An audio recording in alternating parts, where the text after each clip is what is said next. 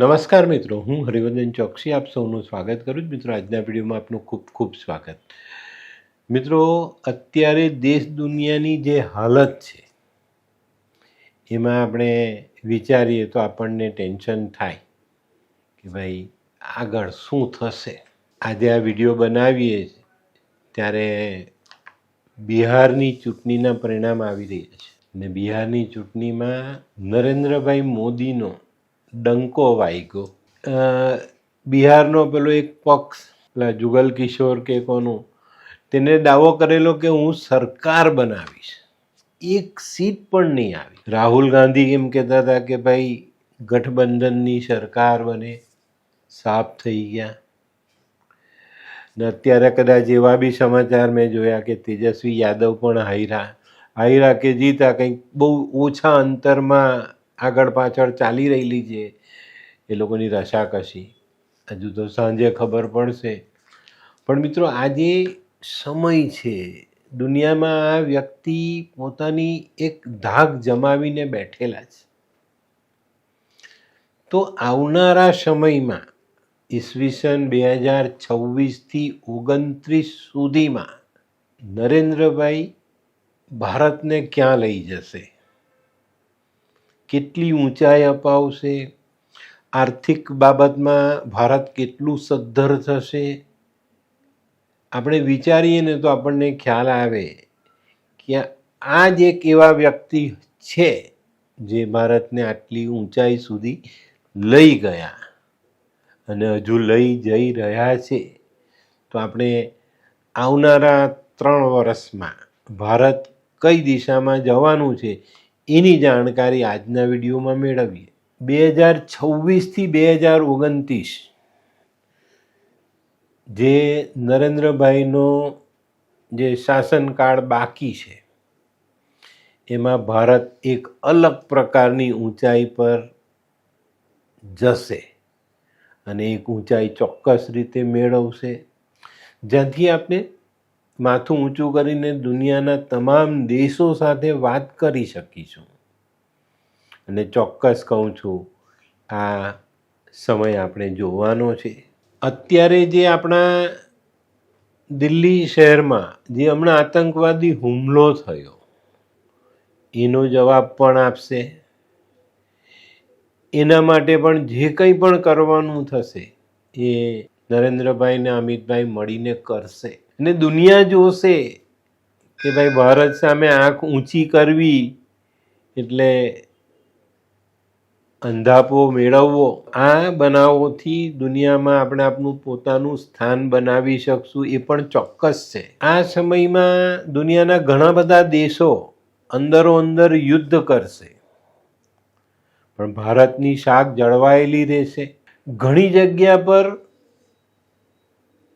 ભારતનું નેતૃત્વ મધ્યસ્થી કરીને યુદ્ધ રોકવામાં પણ સફળ થશે. અને આ 3 વર્ષમાં આપણે બ્રહ્માંડની ખૂબ નજીક જઈશું. જે સેટેલાઇટ બનવાના છે એ એવા બનશે કે ભાઈ ડોનાલ્ડ ટ્રમ્પે આજે શેનું શાક ખાધું એ આપનો સેટેલાઇટ બતાવશે. આ સમય ભારત માટે આવી રહ્યો છે, ધ્યાન રાખજો. આપણે છે ને આપણી જાતને, આપણા દેશને કે આપણા નેતૃત્વને અંડર એસ્ટિમેટ નથી કરવાનું. એનામાં જે તાકાત છે તે છે જ, અને એનો ખરો ઉપયોગ કરવાનો સમય 2026થી 2029નો સાબિત થશે. આ સમય દરમિયાન ભારતનો જીડીપી બીજા બધા દેશોની સરખામણીએ ટોપ પર જશે અને એને દુનિયા જોશે. અને આ જે સમય છે ને 2026થી 2029, હું એવું માનું છું ને ગ્રહો એવું કહે છે કે ભારતમાં વિપક્ષ જેવું કંઈ રહેશે નહીં. એક જ પક્ષનું શાસન થાય. નાના જે આ ફૂટી નીકળેલા છે, નાના જે રાજકીય પક્ષો, એનો સફાયો થઈ જાય. હમણાં ગઈકાલના કે પરમ દિવસના એમાં જ મેં વાંચ્યું કે નાના રાજકીય પક્ષો અત્યારે કંઈ નહીં, બસ પૈસો બટોરવાનું જ કામ કરી રહ્યા છે. ડોનેશન આવ્યું, આ આવ્યું, 2 નંબરના પૈસા વ્હાઇટ કરી આપવાનું કામ આ પક્ષો કરી રહ્યા છે. તો એને પણ અટકાવવા પડશે ને.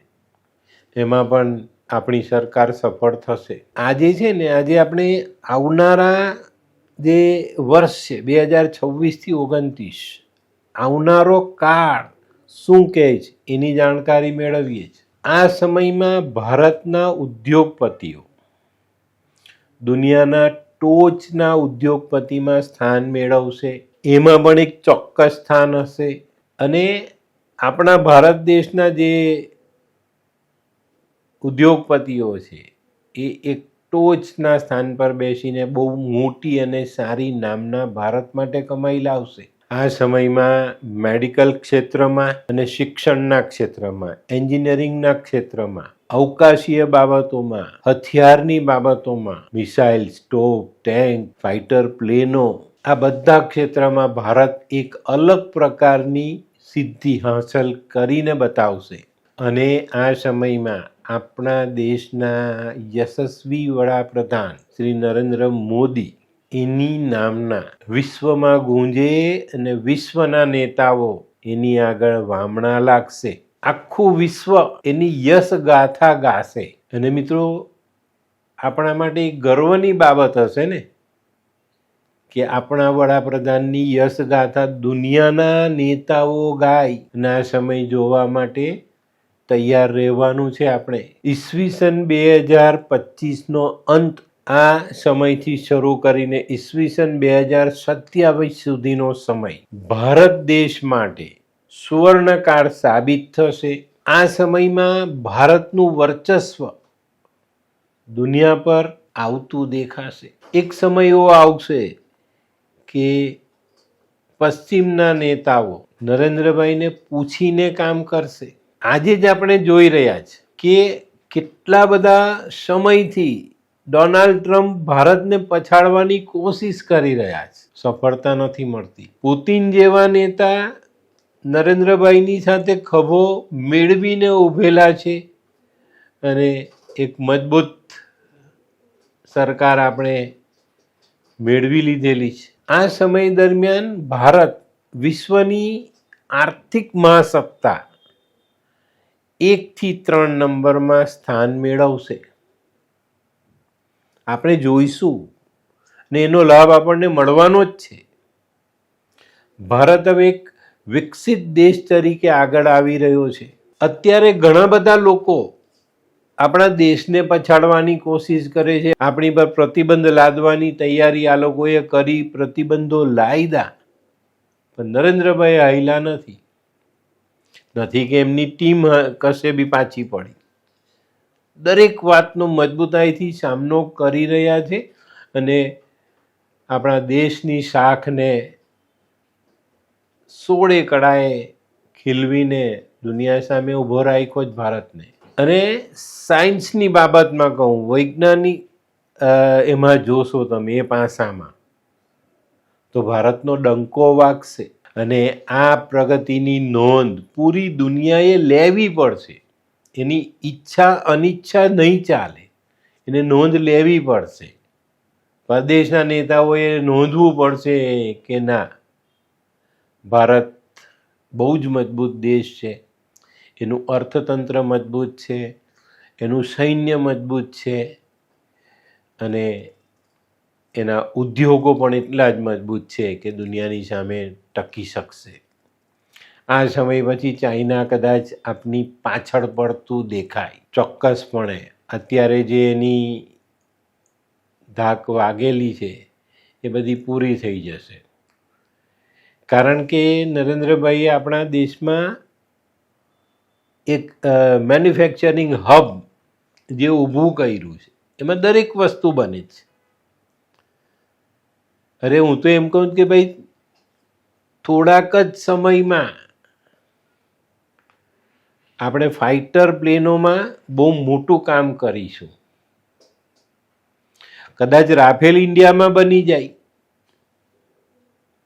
તો આપણે ક્યાં જઈશું? એનો ખ્યાલ છે. આજે નાનામાં નાનું હથિયાર આપણે ઇમ્પોર્ટ કરતા હતા, એની જગ્યા પર આજે મિસાઇલ જેવી વસ્તુ આપણે એક્સપોર્ટ કરીએ છીએ. ભારતની સેનાની ત્રણેય પાંખ આધુનિક શસ્ત્રોથી સજ્જ થશે અને 2029 આવતા આવતા તો આપણે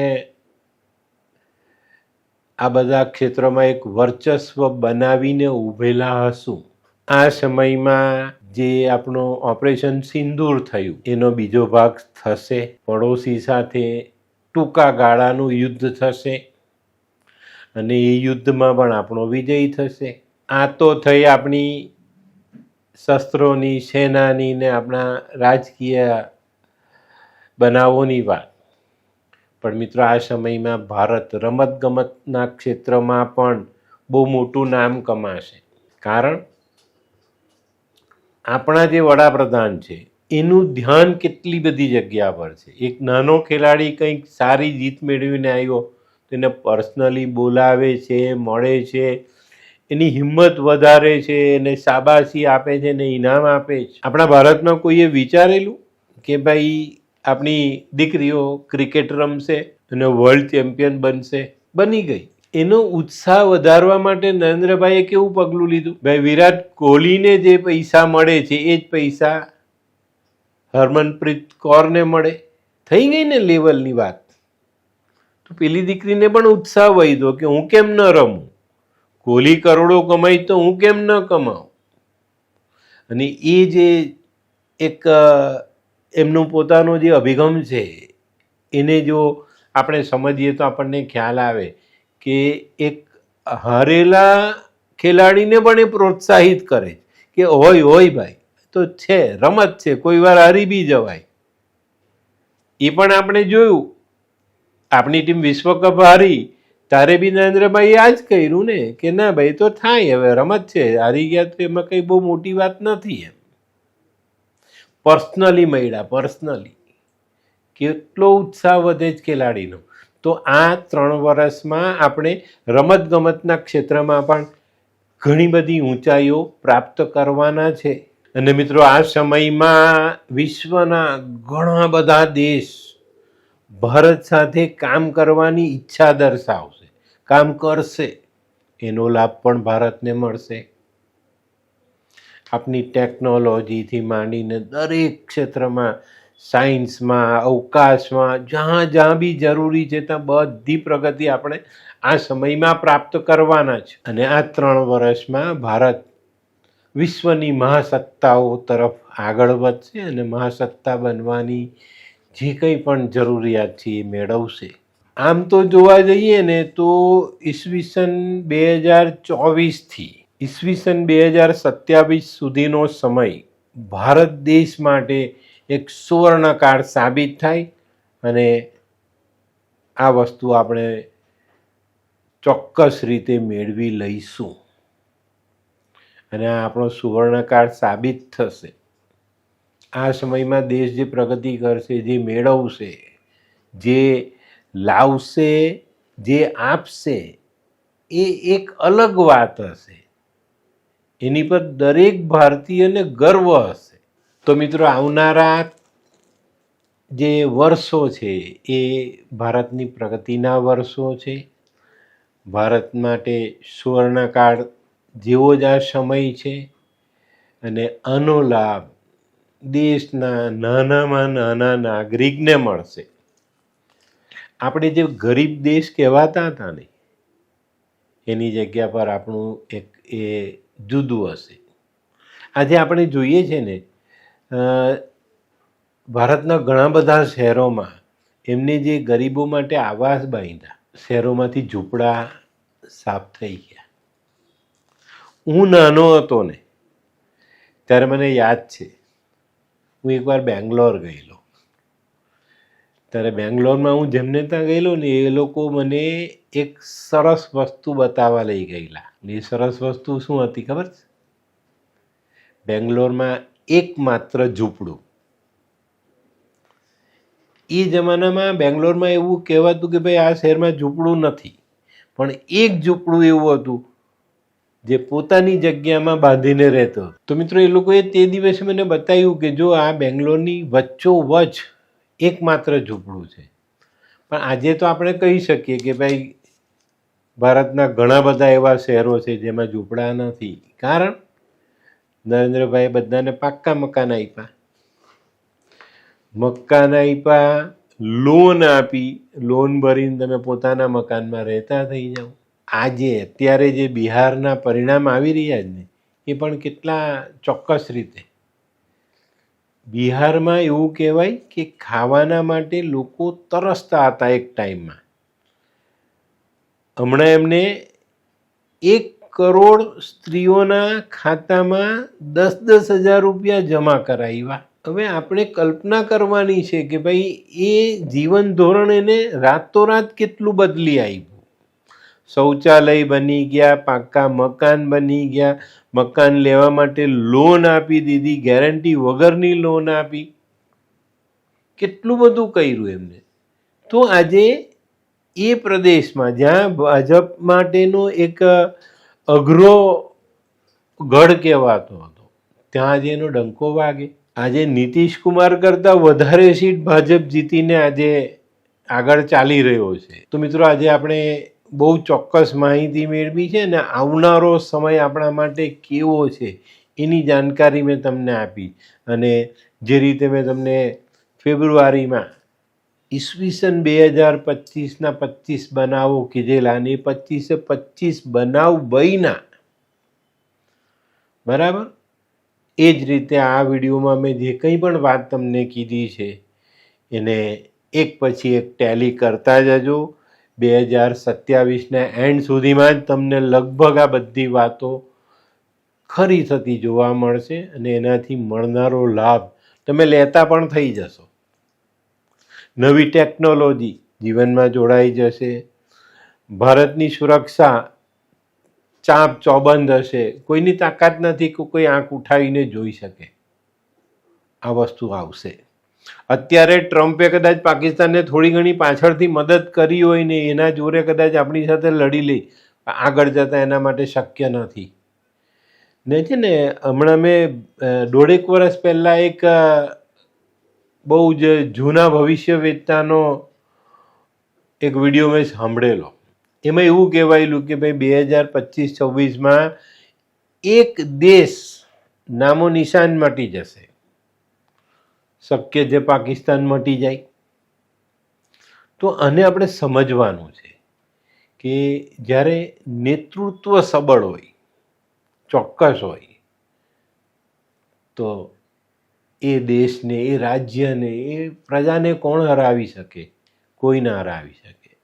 તો મિત્રો આપણે એટલું જ કહેવાનું જ કે આ વ્યક્તિને બહુ લાંબુ આયુષ્ય મળે, ઘણા વર્ષો સુધી આપણે એનો લાભ લઈએ અને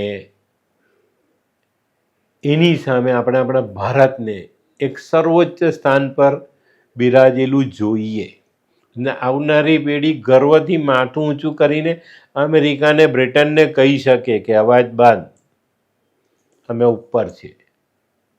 તો મિત્રો આજનો વિડીયો ગમ્યો તો લાઈક કરો, શેર કરો, યુટ્યુબ જોનારા શેર કરે ને સબસ્ક્રાઈબ કરે. હું હરિવર્ધન ચોકસી આપ સૌની રજા લઉં.